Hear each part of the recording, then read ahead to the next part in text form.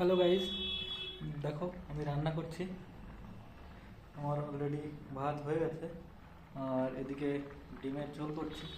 রান্না করা যতটা সহজ মনে করি অতটা সহজ না। যারা রান্না করে তারাই বোঝে, তারাই জানে যে রান্না করাটা কতটা কষ্টের, কতটা তৎপর হলে, কতটা রান্না সম্বন্ধে জ্ঞান থাকলে তবেই ভালো রান্না করা যায়। আমার রান্না তো অতটা ভালো হয় না, নর্মালি আমি খেতে পারবো সেরকমই করতে পারি। দেখো একা একা থাকি, এই রান্না করেই খেতে হয়। এই আমার রান্নাঘর। এটা অ্যাকচুয়ালি ডিমের ঝোল হচ্ছে। এই রান্নার রেসিপিটা কেমন শুনবে নাকি একটু?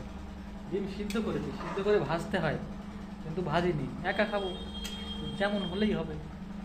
ডিমটা সিদ্ধ ডিমটাই তরকারির মধ্যে ছেড়ে দিয়েছি, মানে ডিমটা সিদ্ধ করে আবার ভাজতে হয়।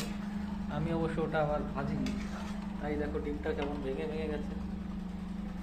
যাই হোক, এটাতেই এখন আমার খাবার খাওয়া হবে।